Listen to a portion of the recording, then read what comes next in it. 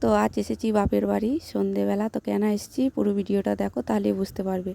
তো বৌমা ছিল ডেলিভারি, এই যে বাচ্চা হতে নিয়ে এসেছি। তো মা রুমে নিয়ে গেল চেক আপ করবে ডাক্তারে, আর আমি এই যে কম্বল বোতলগুলো নিয়ে আমি একতলায় উঠব। তো বাচ্চার ঘরে ঢুকিয়ে দিয়েছে। তো আমি যেখানে বাচ্চা হয়ে থাকবে সে ঘরে যাচ্ছি সিঁড়ি ভেঙে। তো ব্যথাটা উঠেছে 2টো থেকে, খুবই অসুবিধা। রাতে কোনো গাড়ি ঘোড়া পাইনি, পার্সোনাল গাড়ি করে এনেছি। তো আমার গাড়িতে যে এত বমি হয়েছে, মোট কথা ভালোই লাগছিল না। তাই আমি বাথরুমে ঢুকে মুখ হাতে একটু জল নিচ্ছিলাম। তো গাড়ি আমার মোটেই সহ্য হয় না। তা এমনিতেই আমার শরীর খারাপ, আরও আমার টেনশনে আরও শরীর খারাপ হচ্ছে, হাত পা ঠান্ডা হয়ে আসছে। এই যে বাথরুমে একটু মুখ হাত ধুয়ে নিলাম। তো এই যে বসেছি, তো বাচ্চাগুলোকে একটু দেখছি কেমন কাঁদছে। তো বৌমায়ের এখনও বাচ্চা হয়নি, জিরেন ব্যথা উঠেছে।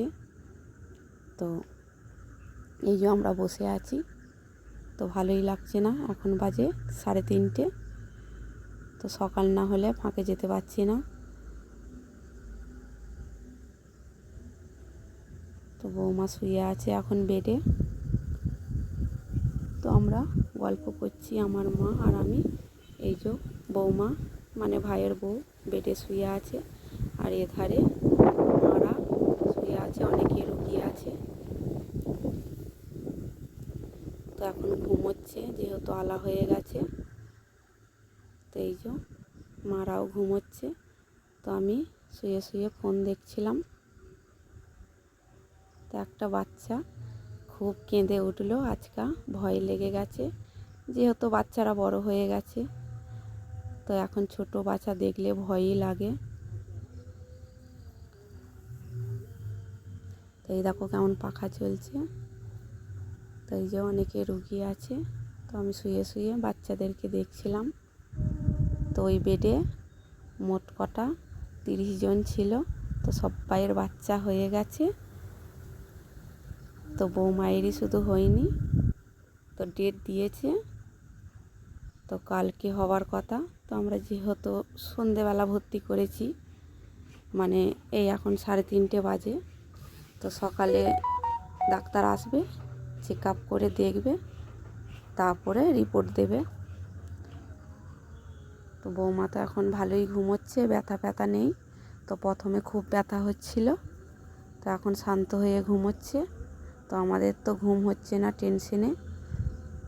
তো সকালে ডাক্তার না দেখলে কিছুই বুঝতে পারছি না।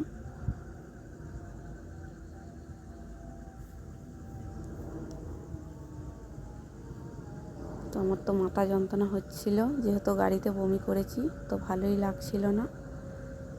তো বৌমার পায়ের দিকে শুয়েছিলাম। তো মাও চেঁচামেচিতে উঠে পড়েছে। এই যে সকাল হয়ে গেছে। তো চলে এসেছি নিচেই বিরাস হতে। তো সকালের মৌসুমটা খুব ভালো লাগছে। আর এই হাসপাতালের নাম হচ্ছে আমাদের ধনেখালি। তো আমাদের যেই জায়গায় বাড়ি ধনেখালি হাসপাতালে 8 ঘন্টা আসতে হয়। তো এই যে কত গাড়ি দাঁড়িয়ে আছে। তো আমি দাঁত মাজছি, মা বলছে দাঁত মেজে তো এবার চা আনবো। তো অনেকেই চেনো আমাদের ধনেখালি হাসপাতালটা, এই ধারে আরও নতুন হাসপাতাল করেছে।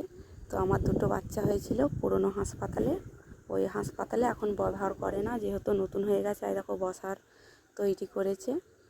তো ফুল গাছ আছে অনেকই এই ধারে লাগিয়েছে, দেখো কত সুন্দর দেখাচ্ছে।